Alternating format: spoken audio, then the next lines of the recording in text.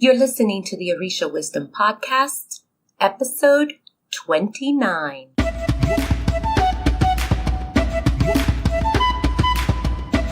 Welcome to the Orisha Wisdom Podcast, where positivity and spirituality create an enhanced life's journey with the wisdom of Ifa and Orisha. I am your host, Iya Omileti Olubumi.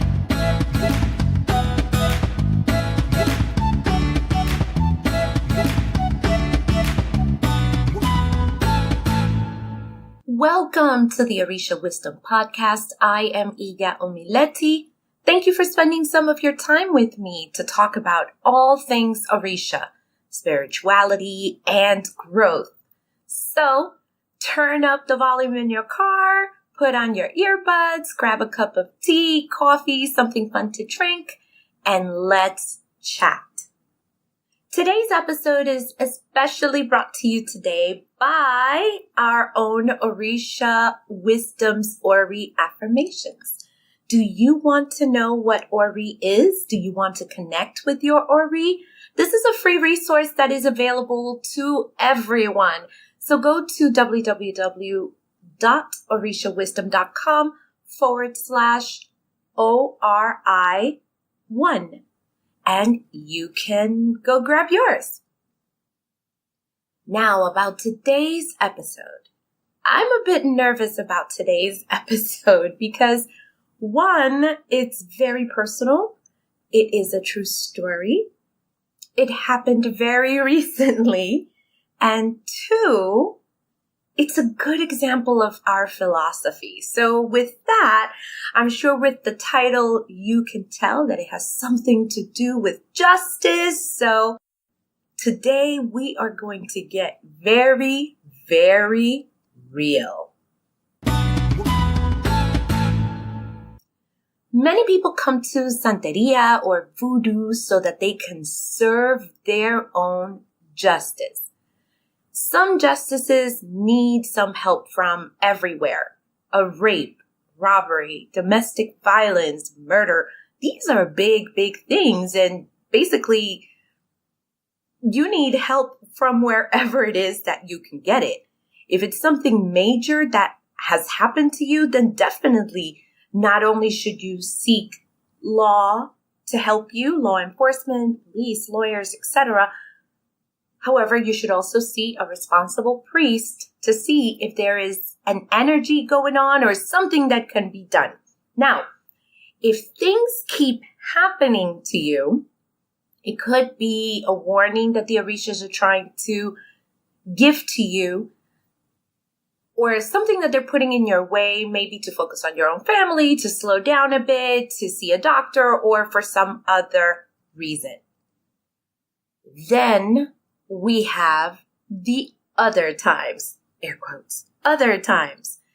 That time when your neighbor made too much noise. Again. That time when your coworker wore that horrible strong perfume, which again made you sneeze for the rest of the day. That dude who took your parking spot again, and he knows that you have trouble walking, or you have a walker or a cane and they see you every day, but he took it anyway. Or that weirdo who looks at you like you're a dessert. For those kinds of people, is this now when we need to work someone? Is this a time where we should do some hoodoo on someone, on that someone?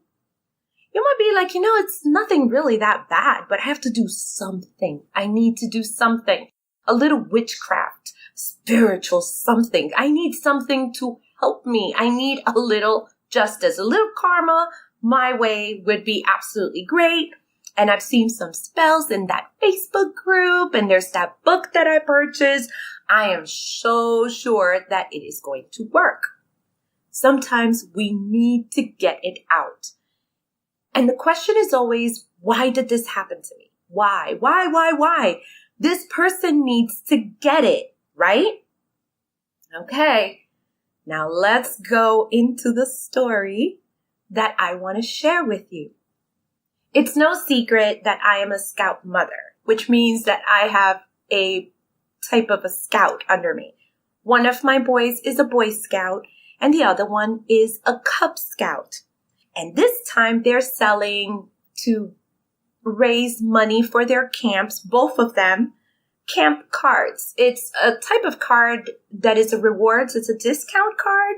Some of them are one-time use. Some of them are for the rest of the year. But either which way, every time they sell each of these cards, they get money for their camps. We decided one day, listen, it's a Friday. Let's hit one of the streets in our neighborhood. I took my sneakers. Let's take the dog. And we did. We went door to door. Some people opened. Some people purchased. Some people said, I'm sorry, we're not interested. And we did have one very rude person, but it's okay. We just kind of went along with everything and we went home. I remember getting home around maybe 8:13 p.m. We started around 7. We really don't take that long to do it over the weekend. On Monday, I get a text. This text has a link. What I saw on the link was, okay, before I even tell you what I saw, or how I felt, let me tell you first what I saw. I see a link that is linked to several social media outlets, one of them being Facebook, another one being somewhere else that communities go speak to. And it was a crime alert, a crime activity alert. And we've seen them. We usually take a look to kind of keep an eye out of something that may be going a little not too sure on our neighborhood.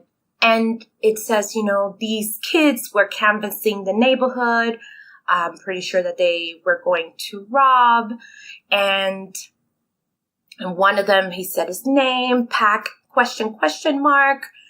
And I called the cops and I'm just waiting for them. And it was about 8:07 p.m. So I know that when I see the video, it's my youngest, who is 6 years old.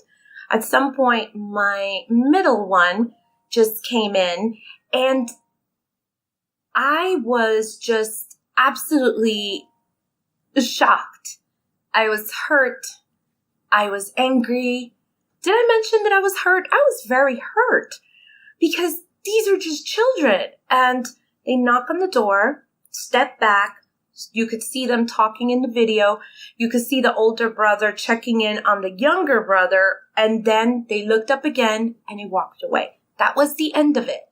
My whole thing was, oh my goodness, these are just children. They told you their name. Really, if we're going to rob your house, we're not going to stand there, ring your doorbell, stay in the video and tell you our names. We're just not going to do that. My whole thing was, how dare she? Was this racially inspired? Like, what was going on? Because they did say first name, and I think the little one said first and last name. He flip-flops through that sometimes. But in my mind, she had to get it. This was anger talking. This is like the wrath of Mama Bear talking. She had to get it. Something had to be done. After this, I wrote a response to her on social media. Well, I typed up a response, actually 4 versions of this response. And I decided, you know what? I can't press send. I need to talk to somebody. I made a call. I had to go downstairs. I'm at my job. I'm in tears. I just couldn't believe that now my children were in some file cabinet of the cops. And I just couldn't believe that this was happening to us when they were doing nothing wrong. They had their Scouts uniform. Both of them had their uniforms on as they are supposed to. I made a call with tears. I had to get the pain out, but it wasn't coming out enough. I was so hurt. And my thing was, I planned to get her through my snappy response because I'm pretty good on paper and she had to get it. So I make a call and I tell my husband what is going on and what I plan to do. And he says, do nothing. Now, for those of you who are mothers, you know that right now you're probably rolling your eyes or slamming something or throwing something because you're not going to be like, you want me to do nothing? This woman just sent my children's video to the police, put it out on social media, and you expect me to do nothing. I completely disagreed. My whole thing was, what does he know? He wasn't there. It was me who walked around with the boys and our dog, by the way, who was barking at everybody. She's very cute. But the whole point is, he doesn't know. What the heck does he know? And then the unthinkable happened. I am getting ready to copy and paste my killer response, and the post was gone. Deleted. Gone. Bye-bye. Sayonara. Gone. I am at this point so angry.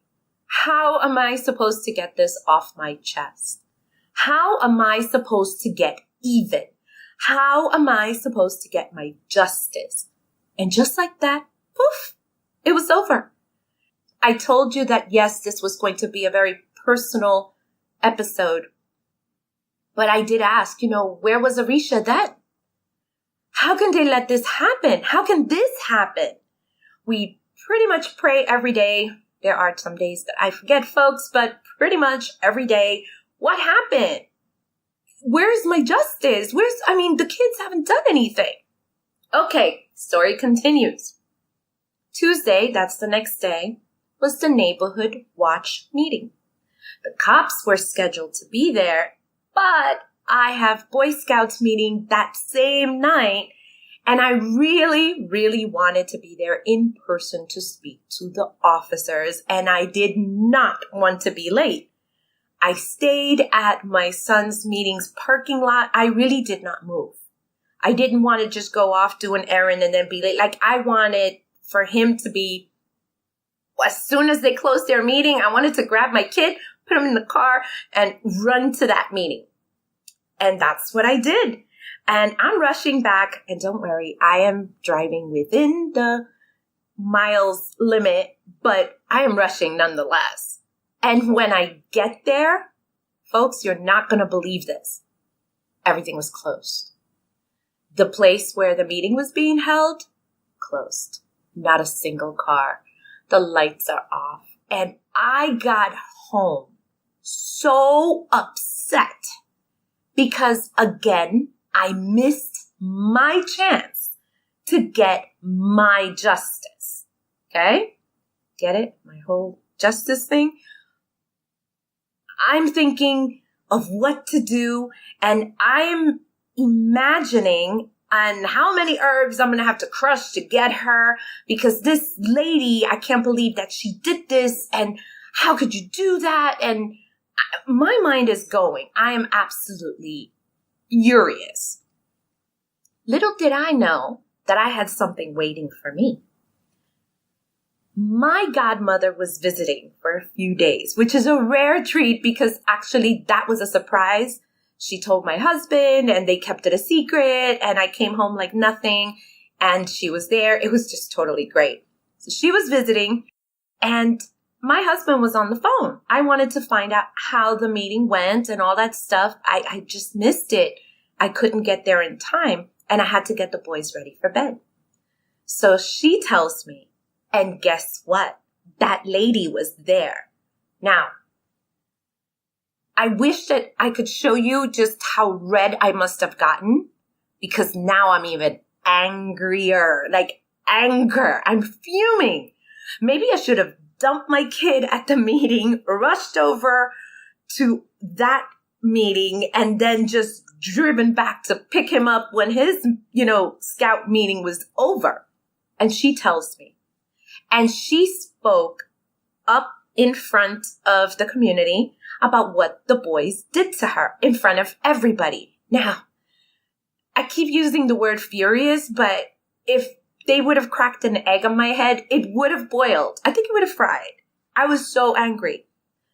My godmother tells me that she was really praying hard to every Orisha, to Jesus, Ganesh, the Virgin of the neighborhood watch meetings, to make sure that I did not walk in through that door, especially when that lady was talking.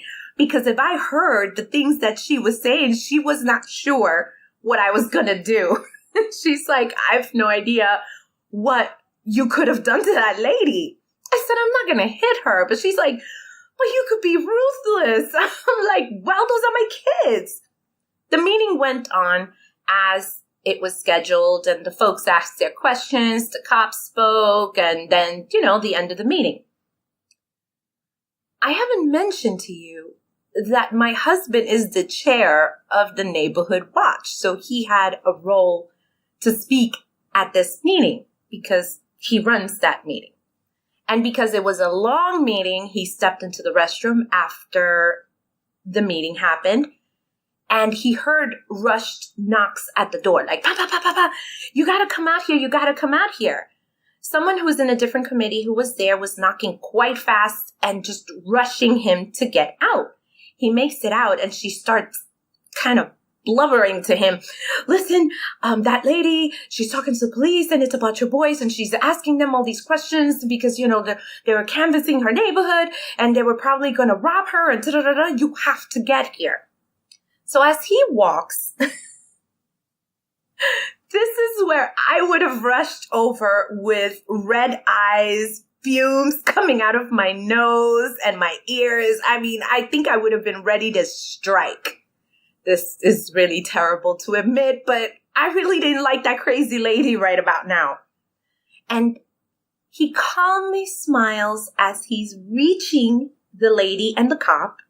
And he says, I want to apologize for my boy scaring you. And from what I understand, he said that very gently. And she's confused because she's been complaining about, these hooligans who are about to break into her door. And I don't know what they were going to do because, a 6-year-old child can totally break into your home. And the cops just didn't come to her rescue. And this is a terrible community and all that stuff. And he comes with this. So she's very confused. And he tells her, those boys that you were speaking about in the meeting, those are my boys. And he smiled and he just kind of paused. She was like, really? But it was so late. Where were their parents? And my husband told her, I'm like, it's Friday evening. They had no school the next day and their mom was right there with her dog. Did you see her? She was there. She would never let them go out on their own, especially in the neighborhood. They're still too little to do that. And he's like, well, one of them is 12 and the other one is 6. And they did tell you which pack and which troop they were with. So they did say what they were supposed to say. And she said, well, I didn't see a parent there. She only based the call on the video from the Ring. For those of you who don't know, Ring is like a doorbell. But every time you press the doorbell or some activity happens in front of the doorbell, it shoots a video to your phone and it has a place that you can review and you can talk to the person back. And he asked her, well, did you look at your peephole to see if you saw anything? She said, well, I don't have one. And he offered, he's like, I'll gladly help you install it because that would have been a lot cheaper and less stressful, thinking that these boys were out to get you. So at this point, mind you, he's being very, very gentle. And the officer who was there, from what I was told, he couldn't stand in front of her and look at her with a straight face. He kept shifting to the side, smirking. When you're trying to hold in laughter that basically you can't look at the person because if you look at the person responsible, you are absolutely going to crack up. That was basically what was going on with this officer. And to me, after all of this, and, a couple of other interactions happened at the very end of the conversation, they did talk for a bit and she sent our boys her apologies. And, that's it. They shook hands and that was the end of that. To me, I was like, this is not enough. She needs to get it. She needs to get it. She needs to be told. I will contact her. Besides, she left her address right there. I will totally reach out to her. And my godmother, she pulled rank and she's like, she did get it. She looked like a fool in front of the entire community and you didn't have to do anything. And I thought about it, but I just was so unhappy. I had no choice but to let it go. So now it's like my godmother's talking, my husband is talking. I'm like, fine. I'm going to let it go. And I feel really bad because my Pulitzer Award writing for social media had to be put to rest and nobody's ever going to know about it. And in my mind, my justice was not served. A few weeks passed and all of this is over. And I'm like, well, I think I'm going to brave it again and I'm going to go back into the neighborhood so that the boys can earn a little more money. We had finished our chores. There weren't so many things to do in the house. Come on, put on your uniforms. Let's just go back out. And before I went out, I put on social media the following. We will be walking around the neighborhood with one Cub Scout and one Boy Scout so that they can earn money towards their camp with camp cards. Promise, we're not out to rob houses. And I put a winky face there, hoping that you'll support them. Each card is $5, quite a steal. And that was it. That's all I said. We left the house and got a few people who purchased from each of them. I have them, since I'm walking with them, I have to alternate. So you go hit this house, you go hit that house, and we alternate and we keep going. And I take my dog because she loves it. And a few messages began to come in like, oh, what kind of discounts? And I said, oh, I'll take a picture because I don't know the whole list. Can you come to my house? I need 1, I need 2. Great job, boys. And some people were nice. Some people were just like, yeah, we're not interested. And some people said, well, we're not interested, but still great job. And that was really, really nice for the boys to experience that. And we got some fun, smart remarks, like a little funny remarks, because they were referencing to what happened before, which we never told the boys about. So I responded graciously with a smiley face or with a thumbs up, and I tried not to comment at all.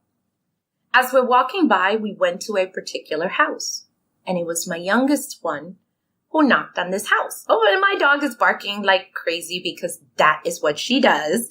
And the lady comes out with 2 small children who are loving the fact that I have a dog and they want to pet her all day long. And of course, my dog absolutely loves it. Asabi, my dog, absolutely loves it. And she's looking at my youngest Cub Scout and she knows that something is coming. And she lets him go through his spiel like, hi, my name is, I'm from PAC, blah, blah, blah, and I'm selling cards to earn money for camp and da-da-da-da-da. So she purchases the card. She thanks him. And I tell him, okay, go to the next house I'm watching. And I stay chatting with her while her kids are playing with my dog. And she tells me, I'm glad that you posted your note on social media because there was this lady who actually called the cops on some children a couple of weeks ago. That is disgusting. And I paused and I looked at her and I said, I know. Those were my children. She's like, oh my God, are you serious? She called the cops on a 6-year-old? I said, yes. Yes, she did. She then told me, I know that the post is gone, but I want you to know that a lot of people had your back.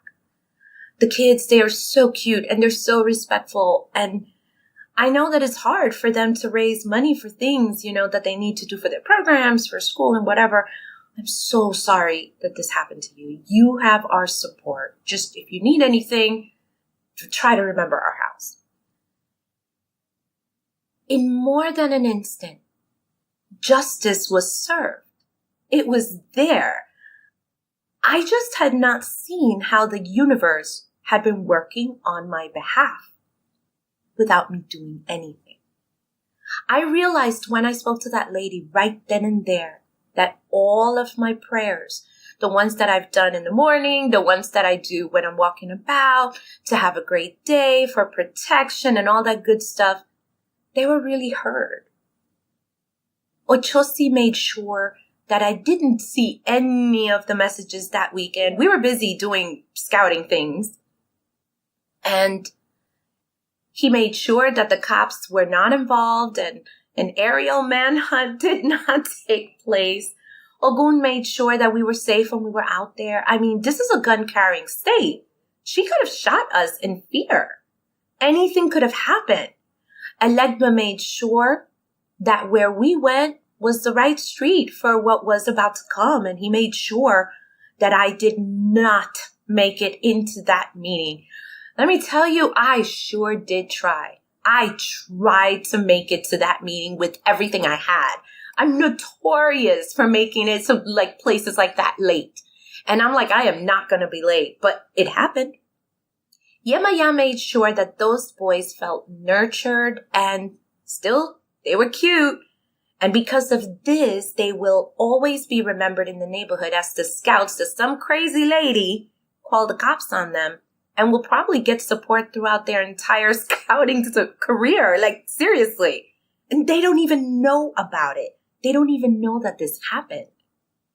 The ancestors all played their part in making sure that everything was the way that it was supposed to be.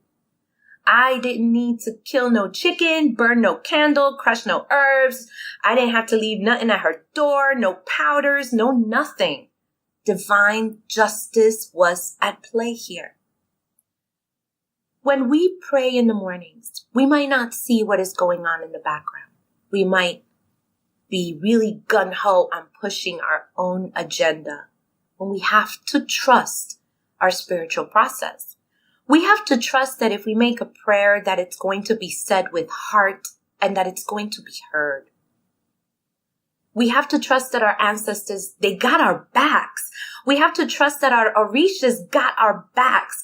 We have to know that for trivial things, which at the time will not be trivial to us because, man, this was not trivial to me. But really, in the grand scheme of things, they're so small and so minute. And there may be a much better way to get our end goal, Orisha, than my own. We have to trust that witchcraft or working someone is not always the answer. We have to trust that if we get involved by buying that candle and doing that spell in that book or, whatever it is from that online group, that it could be messing up what truly could be divine justice and in our best interest. We have to trust that sometimes our anger and our hurt may not be the way to where we need to go. Actually, not sometimes, but pretty much always, we're not where we need to go. We need to trust that for serious things, yes, we can ask the Orishas, we go to the priest, we go to the oracles, but we have to trust that they have heard us for other things. Can you relate to this story? Have you ever interfered with divine justice and made something small much bigger than what it needed to be? Have you wasted money in the process? What about not getting the turnout that you wanted? If you did do it, did you get your feel-good pill, but something was still missing? Because I know I needed my feel-good pill of karma, but it just wasn't meant for that. We have to keep in mind that divine justice comes in amazing times, and it just comes in its own time, and it may not be ours. And I just wanted to share this because a lot of people want to spell and they want the book and they want the this and the incantation and whatever it is for a quick fix. But divine justice is a bit bigger than that. And I wanted to share this with you. You've reached the end of this episode, and I can't thank you enough for hanging out with me until the end. For show notes, go to www.orishawisdom.com/29. Before I go, kudos to one of our students who suggested that I let you know through the podcast that we have a set of live free classes coming up in just a matter of days. Do you want to know what it takes to be part of the Orisha traditions? Have you been part of the traditions before and left for whatever reason? What do you need to know when it comes to recognizing a responsible priest? What about spells? If you want, or if you have had or want any of these questions answered, then this class is for you. To register for one of those classes, just click on www.orishawisdom.com/live April. This is the very first time that we are doing 3 live classes. I've never done them in a row, so I'll let you know if I survive. So wish me luck. It's going to be fun, though. It's definitely going to be fun. Did you like this episode? I hope so. If you have a couple of minutes, a lot of you type really, really fast. Go to iTunes and leave us a raving review. It just takes a few minutes, but I do read each and everything that is written out there. And hey, it could get you a shout out on the Orisha Wisdom podcast. And I thank you in advance to all of those who have shared.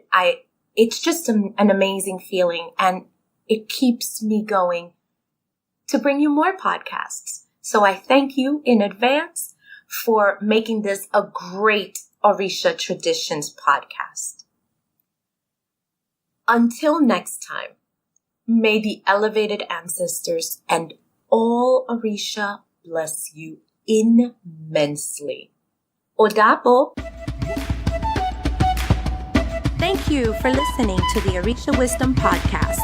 Be sure to check out the show notes at orishawisdom.com/podcast. Can't get enough of Orisha Wisdom? Check us out at orishawisdom.com and subscribe to our community. Remember, the wisdom of Ifa and Orisha is all around us. Be blessed, and until next time.